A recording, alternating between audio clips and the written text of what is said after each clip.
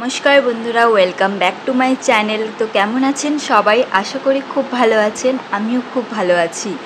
তো বন্ধুরা, আজকে হচ্ছে থার্ড ডে ক্লাস, ঠিক আছে? তো থার্ড ডে ক্লাসে আমি প্রথম ক্লাসে বলেছিলাম চেন বানানো আর সিঙ্গেল ক্রোশিয়া বানানো। সেকেন্ড ক্লাসে আমি ডাবল ক্রোশিয়া বানানো বলেছিলাম। এবারে আমি আজকে বলবো হাফ ডাবল ক্রোশিয়া কাকে বলে, ঠিক আছে? তো হাফ ডাবল ক্রোশিয়া আমরা কিভাবে বানাবো সেটা আজকে আমি দেখাবো। ডাবল ক্রোশিয়ার মতোই হাফ ডাবল ক্রোশিয়াও বানাতে হবে। খুবই ইজি, খুবই সহজ, মন দিয়ে দেখলে অবশ্যই পেরে যাবেন।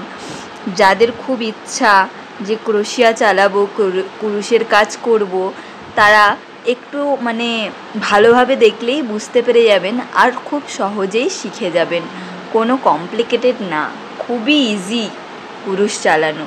তো দেখুন, প্রথমে আমি চেন নিয়ে নিয়েছি। এরকম চেন নিয়ে নেবেন, বা যে কোনো ডিজাইনে হাফ ডাবল ক্রোশিয়া বানানোর সময় একটু ধ্যান দেবেন।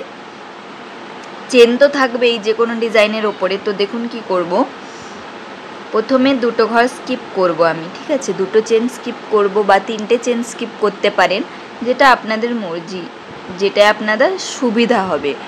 এইভাবে পেঁচিয়ে নিলাম, যেরকম ডাবল ক্রোশিয়া বানাই সেই রকমভাবেই পেঁচিয়ে দুটো চেন স্কিপ করে থার্ড চেনে কুরুশ এইভাবে দিয়ে সুতোটিকে এইভাবে টেনে আনবো।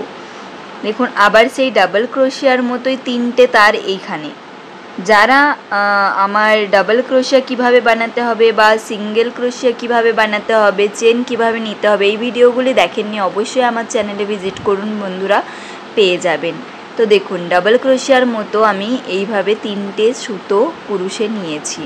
এরপর কি করব, এই যে এইভাবে নিয়ে এই সুতোটিকে তিনটের মধ্যে থেকে একবারে ডাইরেক্ট বের করে দেব। তো এটা হয়ে গেল হাফ ডাবল ক্রোশিয়া। ইজি না বন্ধুরা? তো দেখুন, আমি আরেকবার দেখিয়ে দিই। এই যে আমাদের একটি হাফ ডাবল ক্রোশিয়া বানানো হয়ে গেছে। তো দেখুন, আরেকটা বানিয়ে দেখিয়ে দিই। এই যে এইভাবে সুতোটিকে পেঁচিয়ে নেব, এর মধ্যে পরের যে চেনটি আছে এই পরের চেনটিতে এইভাবে দিয়ে সুতোটিকে ভেতর থেকে নিয়ে আসব।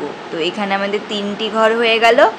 এরপর দেখুন, এই তিনটি ঘরকে এই একবারে সুতো নিয়ে বের করিয়ে আনবো এইভাবে। তাহলেই হয়ে গেল হাফ ডাবল ক্রোশিয়া। এই যে এরকম হবে হাফ ডাবল ক্রোশিয়া, ঠিক আছে? একটা একটা। তারপরে আবার দেখিয়ে দিই। এই যে এইভাবে পেঁচিয়ে নেব, এইভাবে দিয়ে এইভাবে টেনে নেব তিনটে ঘরকে, আবার পেঁচিয়ে এইভাবে বের করে আনবো। এই দেখুন,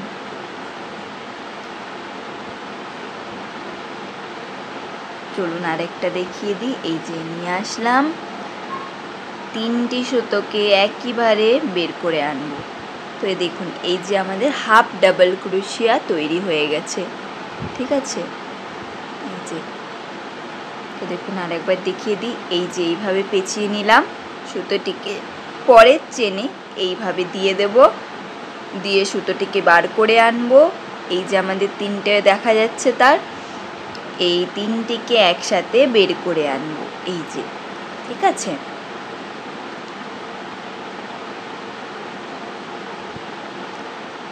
এই দেখুন, খুবই ইজি বন্ধুরা, একটু ভালোভাবে দেখলেই পেরে যাবেন। আর প্র্যাকটিস, সব থেকে বড় কথা হচ্ছে বন্ধুরা, যে কোনো কাজই করুন না কেন সফলতার জন্য প্র্যাকটিসটা খুব প্রয়োজন। আমি কারো কাছ থেকে আমি শিখিনি, আমার মাসি একটু আধটু পারতো আর কি, তাই আমাকে খালি কুরুশ চালানোটা আমাকে শিখিয়েছিল। তারপর নিজের মন থেকে ডিজাইন বানানো, সব কিছু বানানো আমি নিজের থেকেই শিখেছি। আর এখন তো ইউটিউবে সব কিছুই পাওয়া যায় বন্ধুরা, যা শিখতে চান তাই পেয়ে যাবেন। এতটাই এখন অ্যাডভান্স দুনিয়া, ঠিক আছে? তো ঘরে বসে টাইম ওয়েস্ট করার থেকে ভালো কিছু করা। তো দেখুন, এই যে আমার ডিজাইনটি পুরো কমপ্লিট হয়ে গেছে হাফ ডাবল ক্রোশিয়া। তো অবশ্যই আপনারা শিখে যাবেন কিভাবে বানানো হয়েছে, ঠিক আছে? অবশ্যই লাইক, কমেন্ট অ্যান্ড শেয়ার করবেন বন্ধুরা, প্লিজ সাপোর্ট করুন। আপনারা সাপোর্ট করলে আমাদেরও আগে বাড়তে ভালো লাগবে বন্ধুরা, প্লিজ। নয়তো অনেক মনটা না ভেঙে যায় যে ভিউজও আসছে না, লাইকও আসছে না, কেউ কমেন্টও করছে না। খারাপ যদিও লাগে ভিডিওটা, অবশ্য খারাপ লাগলেও বলুন না কমেন্ট করে বন্ধুরা, তাহলে তো জানবো যে আপনারা দেখছেন, ঠিক আছে। আর খারাপ বলবেন তারপরেই তো শিখবো, নয়তো শিখবো কী করে।